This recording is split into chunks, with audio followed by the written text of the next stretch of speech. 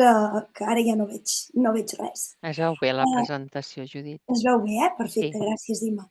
Doncs passem a la part del llenguatge escrit, que veureu que moltes coses es toquen amb el que ja ha explicat en Carles i farem referència moltes vegades perquè, com sabeu superbé, tots els oients que esteu avui aquí, el llenguatge oral està a la base del llenguatge escrit. Per tant, en moltes coses veurem que fem referència. Com hem estructurat aquesta part del llenguatge escrit? Primer, aquest primer punt sí que farem com un repàs, tot i que vosaltres segur que ho teniu molt clar, però una mica de repàs de què sabem del procés d'aprenentatge de la lectura. Aquest segon punt no el farem, no el desenvoluparem perquè és tot el que ja ha explicat en Llorenç, però sí que el poso aquí, per què? Perquè quan coneixem quin és el procés d'aprenentatge de la lectura i el tenim molt clar, avaluar ens permet veure en quin punt tenim l'alumne i a partir d'aquí planificar l'actuació, que seria el punt 3. Per això l'hem volgut posar aquí al mig, tot i que aquí no el desenvolupem en aquesta part. I llavors, en l'última part és on anirem ja a parlar de mesures i suports que podem ajudar els centres a organitzar o a revisar o per poder avançar una vegada feta aquesta avaluació. Començant pel primer. Aquí hi ha com unes consideracions prèvies que m'ha agradat posar-les aquí i fer-hi referència perquè sabem que llegir és una tasca cognitiva molt complexa, que no s'aprèn de manera espontània, cap infant aprèn a llegir per molts llibres que li posem a davant si no hi ha un acompanyament i una intervenció i un ensenyament explícit. I per tant, hem de fer coses i hem de conèixer com es dona aquest procés, però és que, a més, és dels processos d'aprenentatge més estudiats i dels quals tenim més resultats i la recerca té més clar quins són els passos i què és el que hem de fer per no deixar cap infant enrere. Llavors, això m'agrada molt fer-hi èmfasi perquè no és una qüestió de modes, no és una qüestió de ara amb el projecte APA ara hi ha aquesta moda, ara el departament s'ha tornat a il·luminar amb una cosa que... No, és que és una... O és una qüestió, o a vegades jo encara he sentit en alguna escola, no sé si vosaltres ho heu sentit, però no fa pas molt, jo encara ho vaig sentir, de dir, és que en això no hi crec. Bueno, és que no hi crec, és que els mestres no podem dir que no hi creiem en una cosa que està estudiada, demostrada i que sabem perfectament quins són els passos i com hem d'acompanyar els alumnes perquè tots acabin llegint. Vull dir que aquí sí que m'agrada fer aquesta reflexió inicial. Aquí hi ha aquesta imatge, fa referència a un estudi que es va fer als Estats Units ja fa molt, i he posat aquest, després n'hi ha de molt posteriors, que tots coincideixen en identificar les mateixes habilitats necessàries per la lectura. Vull dir que, per tant, segueix sent vigent, però he destacat aquest primerament perquè fa molt temps que està penjat a la web del departament, amb tots els materials del PACBAL, per tant, està traduït al català, es diu Posar la lectura davant de tot, és una traducció que va fer en Josep Font amb el seu equip de l'Escola Estel, i moltes escoles el coneixen. L'han mirat, l'han fullejat, per això l'he volgut destacar, perquè aquest informe, que ja té 20 anys, ja deia, ja identificava quins són els elements o les habilitats necessàries per llegir i quin és el procés que se segueix a l'hora d'aprendre a llegir, i quins són, per tant, tots els passos amb els quals hem d'acompanyar els alumnes. És un informe que es va fer a partir d'un estudi, ja ho he dit, als Estats Units, que van analitzar més de 100.000 estudis que s'havien fet sobre metodologies d'aprenentatge de la lectura. I, per tant, té una validesa important. Vull dir que això no ens ho creiem, jo no m'atreviria. Si més no, jo no m'atreviria. Llavors, habilitats necessàries. N'hi ha dues que contenen moltes altres habilitats a dins, que és el que ara veurem.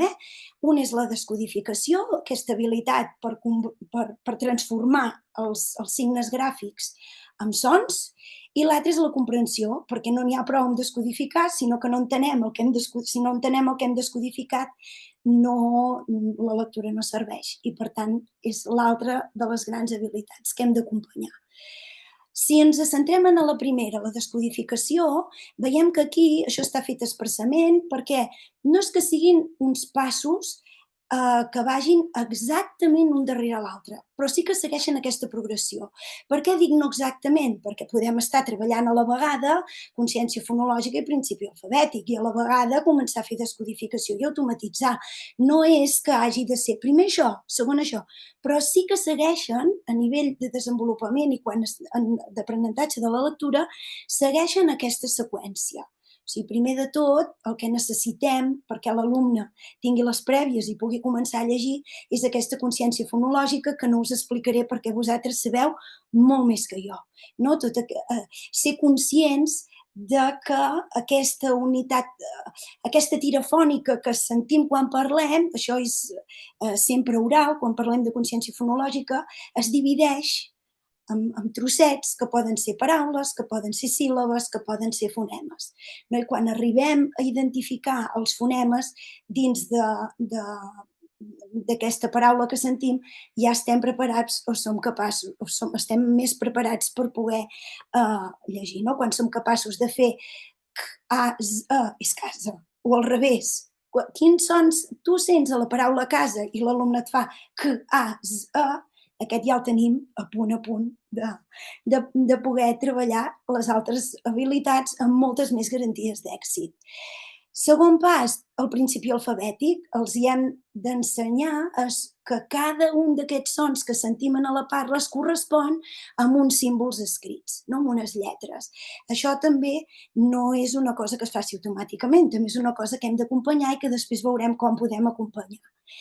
Una vegada tenim la consciència fonològica i el principi alfabètic, hem d'arribar a automatitzar la descodificació. Això veurem també com treballar-ho i com fer-ho, però aquí tornem una altra vegada, com amb el llenguatge oral, una mica a la repetició. Necessito haver pogut fer-ho moltes vegades, practicar moltes vegades per arribar a aquesta automatització de la descodificació, d'anar descodificant i d'anar convertint aquestes grafies amb el so corresponent. Això ens porta a dominar cada vegada més aquesta ruta fonològica. Com més vaig automatitzant la descodificació, més domino, perquè això que estem dient ara és ruta fonològica, jo vaig fent aquesta conversió de grafies a fonemes, per tant, això és ruta fonològica, per arribar a descobrir què diu quines paraules. La ruta fonològica ens ajuda a arribar a la ruta lèxica. Aquí fa anys hi havia molt aquesta discussió, que els que sou així una mica grans com jo, segur que l'havíeu viscut a les escoles, de què és millor, ruta fonològica, ruta lèxica, això ja fa temps que ha passat a la història, per sort, i sabem que són necessàries les dues, i que a més la ruta fonològica és necessària i imprescindible per arribar a la ruta lèxica. Per què? Perquè la ruta lèxica no deixa de ser res més que jo veig una paraula que he vist moltes vegades, que he descodificat moltes vegades i que a més sé què vol dir, perquè si no, no arribo a la ruta lèxica i quan la veig la llegeixo de cop, visualment, a cop d'ull. Aquestes són les paraules que en diem que les incorporem al nostre lexicó. Per poder tenir una paraula incorporada al nostre lexicó intern, hem de saber què significa, ho deia, hem de saber com sona, per tant, hem de dominar molt bé la ruta fonològica i hem de saber com és la seva forma ortogràfica, com és visualment. Si no hi ha els tres components, no hi accedim per ruta lèxica. Necessitem la ruta fonològica. Això ho comprovarem ara amb una petita pràctica que m'hagués agradat poder tenir el vostre feedback, però com que és aquest format perquè som molts i no pot ser, els que em coneixeu doncs ja em fareu el feedback després i em direu si ha funcionat o no ha funcionat. Jo us passaré 2 diapositives. Molt de pressa, les veureu només segons, en les quals hi ha 3 paraules a la primera diapositiva i 3 paraules a la segona diapositiva. Es tracta que intenteu llegir el màxim de paraules possibles. Haureu de ser molt ràpids i, per tant, necessitareu fer ús de totes les vostres habilitats i, sobretot, de la ruta lèxica per poder llegir tan de pressa com jo passaré les diapositives. Som-hi, concentració, a veure com surt l'experiment. Ara m'agradaria saber què ha passat, però si ha passat el que havia de passar i no ens ha fallat res, quan jo us digui si recordeu alguna paraula, probablement serà de la segona diapositiva, no de la primera. O en recordareu més de la segona o no haureu pogut llegir més de la segona que de la primera. I per què passa? Si ara les posem amb calma i torno enrere, Clar, aquestes, malgrat siguin paraules que a simple vista poden semblar molt més difícils de llegir, són paraules d'ús molt més habitual i que segurament heu vist escrites i heu llegit moltes vegades i que, a més, sabeu què signifiquen. Per tant, tenen els 3 components necessaris per poder-les llegir per ruta lèxica. En canvi, aquestes, què els hi passa? Són més fàcils per llegir per ruta fonològica, per tant, semblaria que les hauríem d'haver pogut llegir per ruta lèxica, però no, perquè són paraules que existeixen, no són inventades, són paraules que existeixen, però que són d'ús menys freqüent, per tant, segurament les heu llegit menys vegades, i moltes a la millor, o alguna, a la millor no sabeu què significa. Per tant, no l'heu pogut incorporar al vostre lexicó. Això era una mica per comprovar això que dèiem de la ruta lèxica i la ruta fonològica i que aquesta discussió ja no ha lugar, no que diuen, perquè necessitem les dues rutes per arribar a ser uns lectors experts i eficients. La segona de les grans habilitats que necessitem per llegir. Deixem enrere la descodificació i anem a la comprensió. Per poder comprendre el que llegim necessitem fluïdesa, que després també parlarem de com treballar aquesta fluïdesa, però no només fluïdesa. Podem llegir de manera fluida, ja resulta que dominem molt bé la ruta fonològica, dominem la ruta lèxica, llegim superbé, però acabem de llegir i no hem entès res. Per tant, què passa? En tenim d'alumnes que passa això. Què passa aquí? Doncs que no és només fluïdesa, que també intervenen aquí tota una altra sèrie d'elements que estan interferint amb la lectura i en aquest cas amb la comprensió, com són el vocabulari que jo tinc, tornem una altra vegada al treball de llenguatge oral, les expressions, les estructures lingüístiques que conec, els conceptes. Per tant,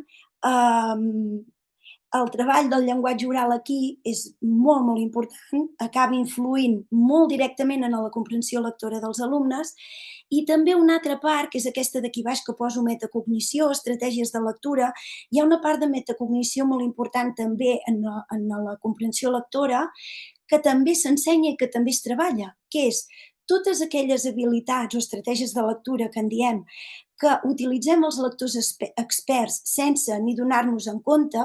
Per exemple, jo quan començo a llegir, si és llegir una novel·la perquè és l'estiu, estic de vacances, el meu objectiu és passar-m'ho bé.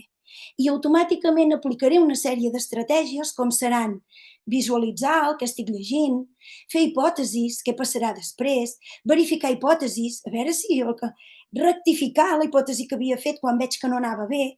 Tot això no deixa de ser metacognició, que jo vaig interactuant amb el text i que s'ha d'ensenyar als alumnes perquè ajuda moltíssim a la comprensió. Si el que llegeixo és un article científic per poder preparar aquesta presentació que fem avui, les estratègies seran unes altres, perquè aquí el que hauré de fer és identificar el que és més important, segurament hauré de fer algun resum, hauré de tornar enrere amb coses perquè, això ara m'he perdut, no ho he entès, no? El que buscaré és un altre tipus d'objectiu i, per tant, un altre tipus d'estratègies de lectura. I això també és important conèixer que podem acompanyar els alumnes amb això. En resum, perquè a veure com vaig de temps, Sí, en resum, la part aquesta de com és el procés de lectura, d'aprenentatge de la lectura i quines habilitats o quins components hi intervenen. Els tenim aquí resumits, la comprensió lingüística amb tots aquests elements que hem comentat i la descodificació també amb tots aquests elements que hem comentat. Quan tenim dificultats en algun d'aquests components, tenim dificultats en la lectura. Per tant, d'aquí la importància de l'avaluació i d'aquí la importància de poder fer aquestes proves que ha explicat el Llorenç abans, no? Per saber on està la dificultat. No? Abans, si recuperem una mica el que ha explicat el Llorenç abans, heu vist que hi havia proves de consciència fonològica, de principi alfabètic, d'automatització, perquè hi havia descodificació amb pseudoparaules, per tant, ruta fonològica, hi havia fluïdesa, teníem tots aquests components, per tant, estàvem avaluant tots aquests components i ara el que ens interessa és veure a on tenim les dificultats per poder acompanyar l'alumne en aquell punt on es troba, no? I a partir d'aquí avançar. Per tant, l'avaluació ja ho hem parlat i passem a quin seria el pla d'acció educatiu, que aquí és on tindreu més feina com a CREDA, juntament amb els EAP, d'acompanyar els centres en aquesta part. Clar, aquí veureu que que no patiu si veieu que se m'acaba el temps i encara estic a les mesures universals, perquè sobretot parlarem de mesures universals. Per què? Perquè com més bé tinguem estructurades les mesures universals del centre per l'aprenentatge de la lectura i, per tant, tinguem en compte tots aquests components que hem dit, que ara veurem com, menys alumnes tindrem al nivell 2 i al nivell 3. Això seguríssim, d'entrada. Però és que, a més, el que puguem fer amb els alumnes que tindrem al nivell 2 i al nivell 3, al final serà el mateix amb més intensitat, perquè no ens inventarem res de nou. El procés d'aprenentatge de la lectura és el que és i, per tant, haurem d'incidir més en un aspecte o més en un altre, més un component o un altre, però haurem de fer el mateix. Per tant, veureu que dedicarem bastant temps del que ens queda a les mesures universals i uns últims 10 minutets a les addicionals intensives. Som-hi, comencem. Amb les mesures universals, el primer que hauríem d'ajudar els centres és a veure si a la seva proposta d'ensenyament de lectura, la proposta que ells tenen per ensenyar a llegir als alumnes, contempla tots aquests components que hem parlat fins ara. O sigui, tenen parlat i decidit i pensat com treballen la consciència fonològica, com treballen el principi alfabètic o com l'introdueixen, com treballen els processos de descodificació, la fluïdesa, el vocabulari, la comprensió i, evidentment, el llenguatge oral, però que aquí ja no hi entrem perquè ho ha explicat en Carles abans, però que està, ja ho hem dit, a la base de tot. Tenim estructurat això? Sabem com ho fem? Sabem què fem a infantil, què fem a cicle inicial, de quina manera, ens hem posat d'acord? O sigui, això és una mica la clau o el quid de la qüestió. Suposo que hi haurà centres que ho tindran molt estructurat i de molt temps i d'altres que potser aquí necessitaran un cop de mà una mica més gran. I ara anirem fent una mica d'aquests components, una diapositiva de cada un d'ells per veure com podem acompanyar els centres a organitzar aquesta part. No? La part de consciència fonològica, aquí no us diré gaire cosa, perquè és que els logopedes en sabeu moltíssim de consciència fonològica.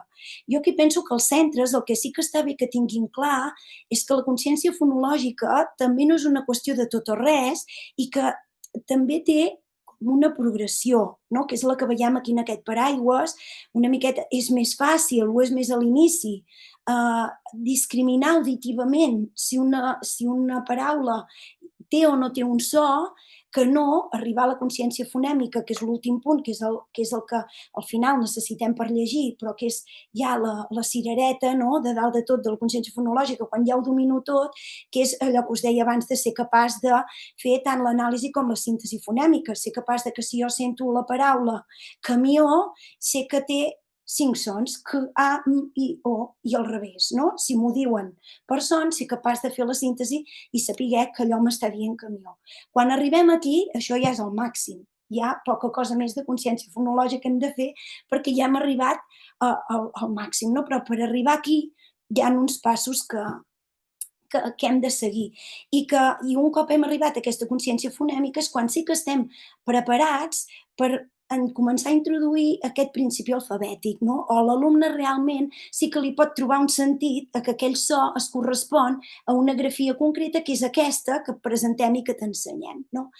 Fer-ho abans és complicat, que tingui sentit. Jo aquí l'altre dia vaig explicar un exemple, passa que vosaltres en deveu tenir moltíssims d'exemples d'aquests, però que no deixa de ser un punt divertit i mira, així també descansem un moment de tanta teoria.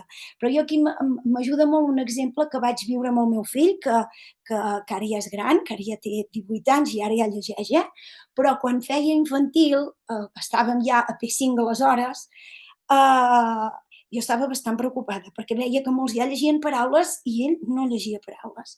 I llavors jo insistia molt.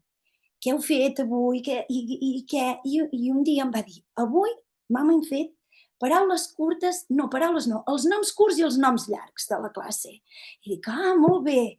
Dic, que bé. Dic, i el teu nom com és? I diu, home, mama, el meu nom és llarg. El meu fill, pels que no em coneixeu, es diu Jan. Llavors vaig pensar, nom llarg, bueno. Dic, i un nom curt de la classe, doncs, quin és? I em diu, Sahidjot. I vaig pensar, Judit, no anem bé, perquè, esclar, no, per aquí no. I dic, a veure, explica'm, Jan, com és això, perquè és que no acabo de veure. Com és que el teu nom és llarg? A veure, ensenya-m'ho. I ell em fa, Jan.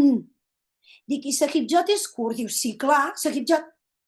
Per tant, aquí es veu claríssimament que no podíem llegir paraules, ni podíem segurament encara arribar al principi alfabètic, perquè ell encara no associava de cap de les maneres oralment que els sons de Jan eren tres. Això no ho veia encara. O sigui, per ell la tira fònica era tota una sencera i tant era Jan com Sahibjot com el que fos. Per tant, fins que no som capaços de discriminar això, molt difícilment li podrem associar a cada so una grafia i després fer el pas següent que ara veurem, que és anar fent la descodificació fins a automatitzar-la. No? Quines recomanacions donem a l'hora d'introduir el principi alfabètic? Que això també vosaltres també en sabeu molt, com a logopedes, però com a recordatori així ràpid. Començar per sons freqüents, no? Aquells que s'utilitzen més, no comencem per la Z comencem per sons que surten molt més en les paraules que diem i que veiem més habitualment. Combinacions útils que em serveixin per fer paraules molt aviat, no? Ma ja té un significat, mama té un significat molt important, sal, no? Buscar paraules que puguin tenir un significat ràpidament, començar amb sons que es puguin allargar, és molt més fàcil presentar primer grafies com la M i la S, que jo puc fer ma, sa, que no començar per les que no puc allargar, no? Com la P, la K, no? La K, que són molt més difícils de que els nanos puguin fer aquest procés després de descodificació. Evitar confusions visuals inicials. Ajudem molt els alumnes si les mestres, quan presenten el principi alfabètic, separen en el temps les grafies que porten a confusió. Per exemple, si presentem la M, esperem a haver presentat unes quantes grafies abans de presentar la N, o amb la P i la B igual, no? Així ajudem a tenir aquella ben seguda, ben assentada i reduïm confusions d'aquest tipus. Ajustar el ritme, no totes necessiten al mateix temps, no? N'hi ha de més fàcils que d'altres, donar importància a lletres significatives però sense passar-nos, perquè jo no sé si vosaltres, que també volteu molt per les escoles, jo ara ja no volto tant, però havia voltat molt, voltem molt per les escoles, us heu trobat alguna vegada que els referents visuals són molt xulos, se'ls han currat moltíssim les mestres, però no serveixen pel que han de servir. Perquè, clar, si els referents visuals que posem són, per exemple, els noms dels dinosaures, perquè és molt guai, perquè han fet el projecte, perquè els motiva molt, perquè els hi agraden molt, tenen importància, no serveixen pel que han de servir. Perquè pel que han de servir els referents visuals és perquè aquell alumne que dubta i que ja té la consciència fonològica, però està en aquest procés del principi alfabètic i vol escriure mama, per exemple, i fa i ara no me'n recordo com es feia. Jo vaig a mirar el referent visual de la classe, si tinc la mà, ràpidament recordaré, és la de mà, és aquesta.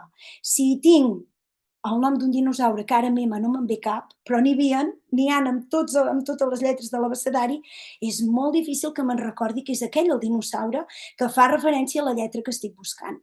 Vull dir que això sí que és important. I treballar primer en majúscules, això està vist que també facilita. Facilita perquè són més fàcils, més visuals, més fàcils de recordar i després, doncs, també a vegades s'aconsella, alguns estudis aconsellen presentar a la vegada, la majúscula i la minúscula, però que hi hagi la majúscula ajuda, sobretot en aquests nanos que a vegades una mica més els hi costa una mica més anar retenint aquest principi alfabètic. Després arribem al procés de descodificació, que no deixa de ser res més que practicar. Es necessita practicar molt, practicar moltes vegades i amb les mateixes paraules. El mateix que dèiem amb els contes és vàlid per la lectura de paraules, no? I paraules que puguem associar amb un significat. Paraules perquè així més ràpidament, si jo llegeixo paraules que associo amb un significat i per tant les acompanyo de dibuixos i imatges, això va molt bé quan fem exercicis de lectura en aquestes etapes d'inicis, no que vagin acompanyades d'imatges. Per què? Perquè si a la vegada que vaig fent aquesta descodificació i per tant vaig associant aquelles grafies amb uns sons, vaig veient la paraula com és globalment aquesta forma ortogràfica i a més li vaig incorporant un significat, més ràpidament arribaré a la ruta lèxica. Per tant, sí que és important aquest tipus d'activitats que combinen, no, aquest anar descodificant amb anar dotant aquelles paraules de significat. no fer descodificar per descodificar, sinó que allò tingui un significat. I llegir les mateixes paraules, les mateixes frases, els mateixos petits textos més d'una vegada, està vist que va molt bé, més que no pas anar fent cada vegada textos nous o frases noves. Per què? Perquè és el que hem dit, ho hem de veure moltes vegades per poder-ho anar incorporant i poder-ho acabar llegint per ruta lèxica. Això és el mateix, hi ha un exemple molt gràfic molt clar, que poder ja us l'han explicat a vegades. Jo quan me'l van explicar em va quedar molt clar. És com, o sigui, nosaltres, una persona que coneixem molt, molt, molt, molt, molt propera, encara que canviï d'estètica totalment i que ens vingui, si tenia els cabells curts amb els cabells llargs amb els cabells curts, pintats de no sé quin color, amb ulleres, amb una disfressa, probablement la coneixerem. Una persona que hem vist una o dues vegades ens fa un canvi de look d'aquest tipus i la trobem pel carrer i no la coneixem. No? Una mica és el mateix el que passa amb la lectura. A veure, com vaig de temps? Vale. Arribem després a la fluïdesa, o després ja he dit que no era ben bé una cosa després de l'altra, però sí que té aquesta lògica. Un cop anem automatitzant aquesta descodificació, cada vegada som capaços de llegir d'una manera més àgil i, per tant, també cada vegada anem incorporant més paraules que podem llegir per ruta lèxica, és quan podem ja anar treballant aquesta fluïdesa lectora. La fluïdesa implica rapidesa, que no vol dir llegir molt ràpid, això es fa referència a un ritme de lectura adequat, no té per què ser molt ràpid, però és un ritme constant, un ritme, bueno, lleuger, adequat. La precisió, que no hi hagi errors, i la prosòdia, que és l'entonació, la música de la lectura. És el que ens dona més pistes de si l'alumne està entenent el que està llegint o no. Que és aquesta entonació que li posem a la lectura. Per treballar aquesta fluïdesa lectora, què és el que està vist que funciona millor o les pràctiques més efectives? Doncs que hi hagi un bon modelatge de lectura fluida. És molt important que sentin a llegir lectors experts, com pot ser el mestre, com pot ser altres alumnes més avantatjats que ja llegeixen molt bé, però han de poder sentir models de lectura fluida.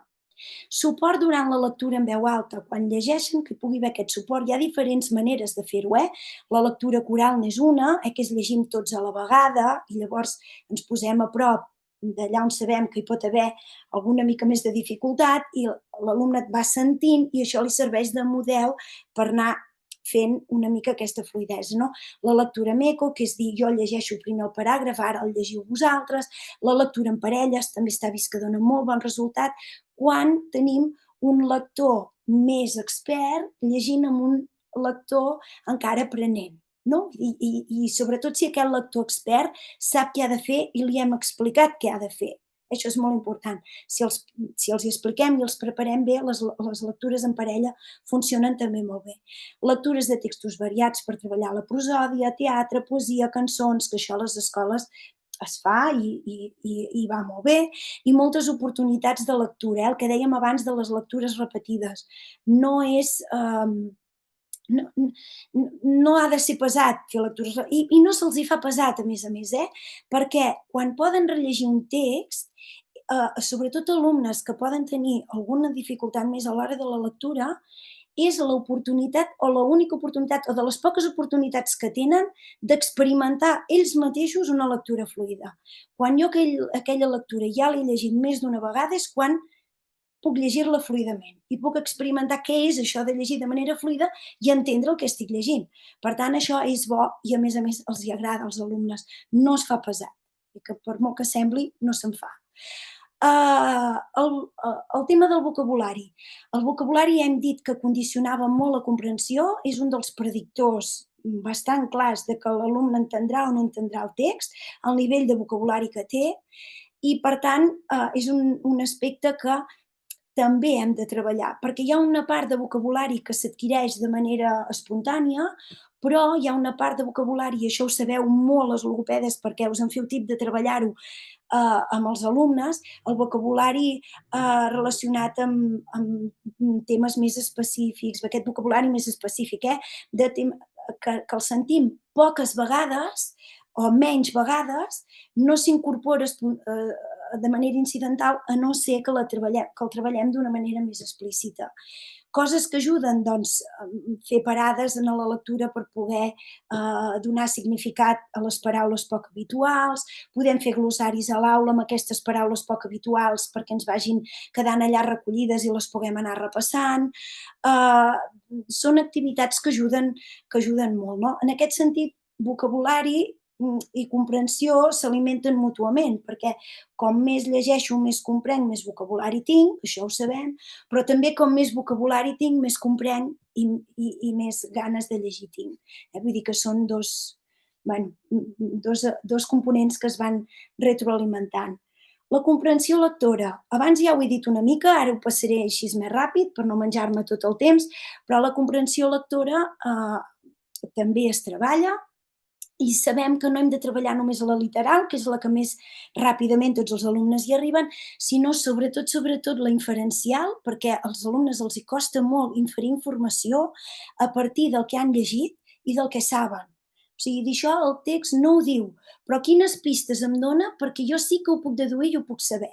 Això els hi hem d'ensenyar a partir del modelatge, a partir del modelatge de textos. Han de veure com el mestre, a partir d'un text que ai, ara em pregunten això, com ho puc saber si el text no ho diu? On trobo pistes aquí? No? I conjuntament ajudar-los a buscar aquestes pistes. I això no ho diu, però jo ho sé.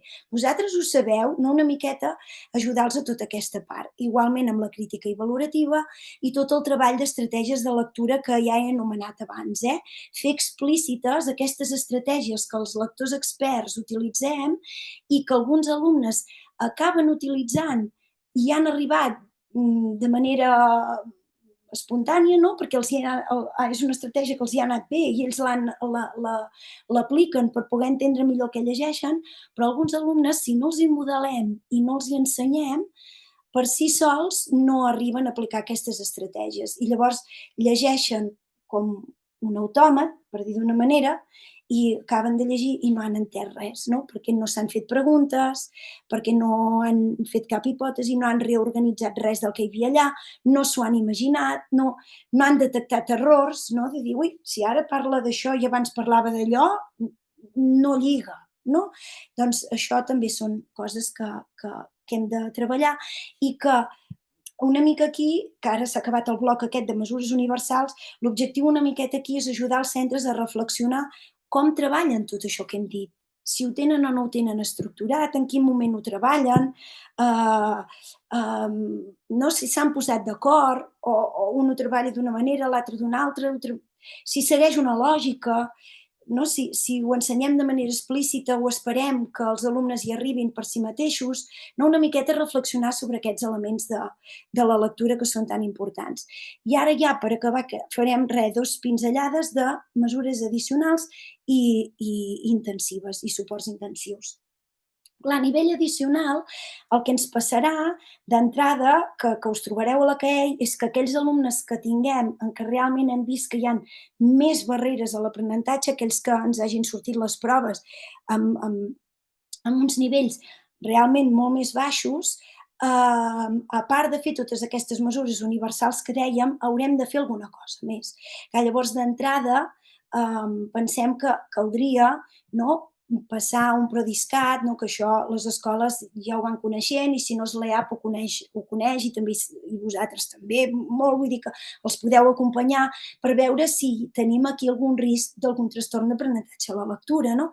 Com la dislèxia. Llavors, si hi ha aquest risc, serà necessària alguna cosa més. No en tindrem prou amb el que podrem fer des de l'escola. Vull dir que això és cert. Llavors, necessitarem, aquí el CREDA no interveniu en part de llenguatge escrit, però sí que haurem de fer alguna derivació, algun servei de logopèdia per treballar aquesta part de manera més terapèutica. I això ens serveix tant amb els addicionals com sobretot amb els de suport intensiu, veureu que torna a sortir. I haurem de fer alguna cosa més a part d'això que fem amb tots, perquè si seguim fent el que fem amb tots, que és el mateix que he explicat abans amb el llenguatge oral en Carles, veieu que és el mateix una altra vegada, si seguim fent el mateix treball de consciència fonològica, de principi alfabètic, d'automatització, que està superbé, però fem el mateix que amb tots, no els atraparan. perquè partim d'una situació de desavantatge important. Per tant, si ja en les proves veiem que partim d'una situació de desavantatge, necessitem un plus. I aquest plus el que podem fer des de l'escola, deixant de banda el que es pugui fer fora a nivell terapèutic, el que podem fer des de l'escola és uns grups reduïts flexibles, temporals, que haurem d'anar valorant periòdicament aquests alumnes per veure si estan millorant o no estan millorant, i en aquests petits grups poder treballar d'una manera més intensiva allà on estan les dificultats. Que la dificultat està perquè encara no tenim el principi alfabètic adquirit, doncs haurem de veure quines són les grafies que no coneixen i que no associen a un so i les haurem de treballar. Que s'han encallat a l'automatització i no hi ha manera, no descodifiquen, doncs haurem de treballar aquí. Que no, que ja estem molt més avançats i el que ens falla és la fluïdesa, doncs no, una mica aquí és on amb aquests grups haurem d'incidir allà on hi hagin les dificultats. Aquests grups ens funcionen molt bé i també funcionen molt bé, com he dit abans, les parelles lectores. Tot i que s'han de preparar molt bé, hem de preparar molt bé quina lectura, quines parelles fem, com no, li haurem de modelar, no, l'alumne que faci de tutor o tutora, li haurem de modelar una miqueta com ho hem de fer, què esperem d'ell o d'ella. I llavors, en les mesures i suports intensius, tenim una altra vegada el mateix, haurem d'aprofundir una mica més, perquè és que aquí potser tenim un trastorn de l'aprenentatge a la lectura i, per tant, haurem de fer alguna cosa més, però a banda d'això, i segurament aquí potser necessitarem l'elaboració d'un PI, depenent d'en quin curs estiguem parlant, si això ja estem a tercer, probablement necessitarem l'elaboració d'un PI perquè aquestes dificultats en la lectura ens estaran influint a molts altres llocs i per tant necessitarem que tothom en tingui coneixement, però a part d'això, aquí ens n'anirem ja una mica al treball individual, perquè aquí ja ni el treball de petit grup no ens servirà massa, no? Perquè aquí ja anem de fet, d'alumnes que tinguem en aquest nivell de dalt de tot, a dalt de tot de la piràmide, si tenim un bon programa de lectura i treballem molt bé a la base les mesures universals i les addicionals, aquí n'hem de tenir molt poquets, i que normalment són alumnes que ja tenen molt suport. O sigui que segurament seran alumnes que ja tindran altres suports intensius que també ens podran ajudar aquí, però en aquest cas ja necessitarem un treball molt més individual i molt més explícit per fer què? Doncs per fer el mateix, perquè al final no ens inventem res. O sigui, si estem encallats a la consciència fonològica, doncs haurem de treballar això, perquè és que hem d'aconseguir això. Si estem encallats al principi alfabètic, allà on estiguem és a partir d'on haurem de treballar. I aquí és molt important això del feedback correctiu immediat, això també hi ha estudis amb això i està vist que és molt important el feedback que donem. Quan l'alumne està llegint i s'encalla amb una paraula, no funciona gens a nivell de millorar que nosaltres li diguem, li acabem la paraula, ens avancem, que ens passa, ens avancem, o li corregim directament, sinó que aquí el que realment sí que ajuda és dir-li, fer com un senyal, no podem acordar perquè no sigui tan punitiu, no? Sempre, torna i no? A vegades podem acordar un senyal, mira, faré aquest so, o et tocaré una mica, o acordem una manera perquè l'alumne sàpiga, tingui la consigna que he de tornar a llegir aquella paraula que acabo de llegir perquè m'he equivocat. Perquè l'única manera que la incorpori bé és tornant-la a llegir i llegint-la bé. Perquè si dèiem que necessitàvem tenir la forma ortogràfica de la paraula, també com sona i també el significat per poder-la incorporar al lexicó. Per tant, si li diem nosaltres, no estem ajudant a que incorpori les tres coses. I el que dèiem abans, aplicar estratègies de lectura d'aquesta assistida, el modelatge, la lectura meco, la lectura compartida, la lectura coral, perquè el que sí que està vist que no funciona i que no dona resultats per aprendre o per millorar amb la lectura és la lectura per torns, aquesta de llegim un punt cada un, no? Aquesta que ens sap pensar, i el que no, doncs queda allà igual. I l'altre que anava a dir que tampoc funciona, ara no me'n recordo quina era. Hi ha dues... i la lectura autònoma. La lectura autònoma, que durant una època també es va posar molt de moda a les escoles, perquè era que llegeixi el que ell vulgui. Clar, això no dona resultat en l'època d'aprenentatge de la lectura. Altra cosa és quan ja sé llegir i llegeixo per gust per la lectura. Aquí l'objectiu és un altre i llavors sí, que llegeixin el que vulguin, i sols, i podem fer aquells 15 minuts de lectura, cadascú el seu llibre. Però si l'objectiu és que aprengui a llegir, la lectura autònoma no fa millorar els alumnes amb lectura. I després de tot aquest rotllo, a veure si encara he acabat a temps, deixaré de compartir. Aquí teniu la bibliografia, en la que està tot basat, tots els materials, tot el que he dit, tot el que he fet referència, i és tot a Portal de Centre, vull dir que està tot penjat, i aquí també teniu els enllaços